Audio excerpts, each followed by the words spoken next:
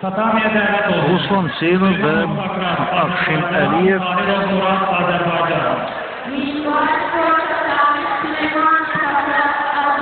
Yedinci, 8-ci yerləri bölüşdürdülər. Samir Bayramovla Elbrus Məmmədov isə hələ 5-ci yer uğrunda daha bir görüş keçirəcəklər.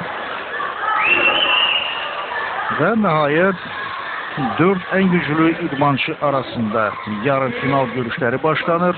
Sokrat Süleymanov və Murad Tahirov. Murad Tahirov rəqibinə nisbətən uca boydu. Sokrat Süleymanov isə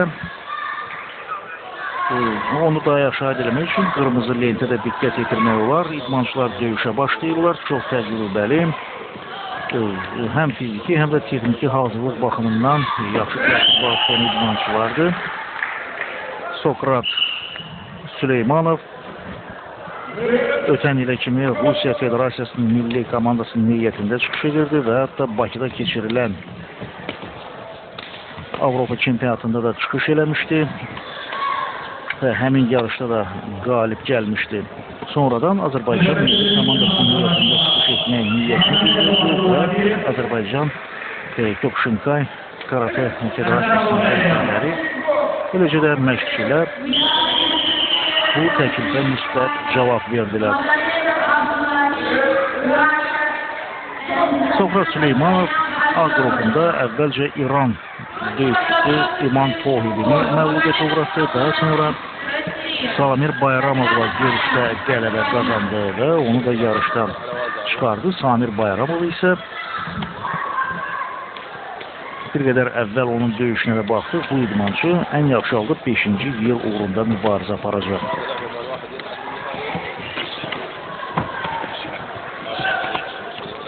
Murad Tahirov isə ilk döyüşdə Azərbaycan idmançısı Sadir Lətitovla görüşdə qələbə qazandı. Daha sonra Akşin Əliyev də məğlubiyyətə uğratdı.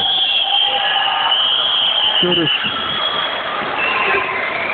dayandırılır. İndi hakimlər qalibi elan edirlər və Sokrat Süleymanov bu görüşdə qələbə qazanaraq finala çıxır.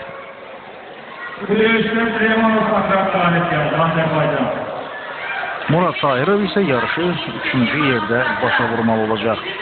İndi növbəti görüşün iştirakçıları tatamiyə dəvət olunurlar. Əbdüllətif Məhəmmədov və Xəyyam Həsənov. Siz bu qədər əvvəlki fragmentin təkrarına baxırsınız. Sokrat Süleymanov texniki hazırlıq baxımından rəqibindən üstün görünürdü və bu üstünlüyünü də sübut etdi.